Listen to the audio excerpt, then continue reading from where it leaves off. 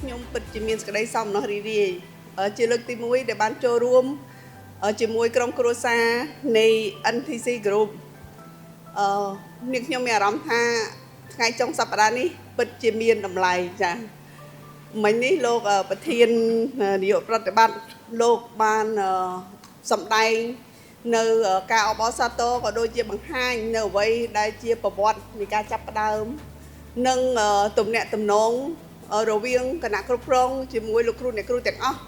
ដែលបានផ្ដល់នូវភាពកក់ក្ដៅទាំងផ្លូវកាយនិងផ្លូវចិត្តចា៎ហើយថ្ងៃនេះថាមានអំណោយជាអាវទៀតតែអញ្ចឹងកក់ក្ដៅរហូតដល់លោកកញ្ញាមានអារម្មណ៍ថាបែកមូលទៀតចា៎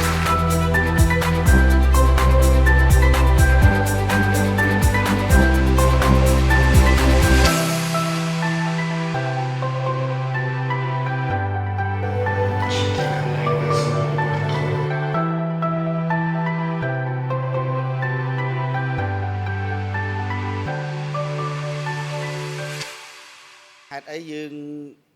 មកទីនេះគ្រប់គ្នា Why we are here today this morning ហេតុអីយើងមកទីនេះទាំងអស់គ្នាបាទហើយជាកិច្ច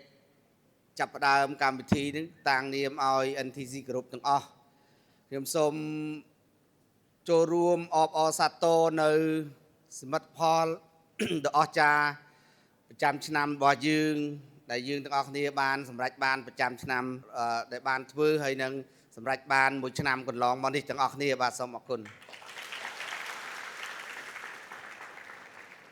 បាទដូចយើងឃើញហើយតាមរយៈសកម្មភាពយើងបាញ់មិញនេះជាពិសេសសកម្មភាពនៃការប្រគល់ជូននៅមេដាយដែលលោកជំទាវបានផ្ដល់មកខ្ញុំក៏ដូចជាភរិយាខ្ញុំនិងលោក CEO នេះគឺតំណាងឲ្យកិត្តិយសនិងភាពជោគជ័យរបស់យើងទាំងអស់គ្នាហើយវាជាមោទនភាពផងជាកិត្តិយសផងរបស់យើងជាពិសេសរបស់ស្ថាប័នរបស់យើង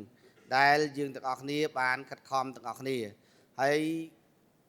ការប្រគល់ជូននេះគ្រាន់តែជាតំណាងទេតាមពិតទៅការប្រគល់ជូននេះគឺជាការប្រគល់ជូនដល់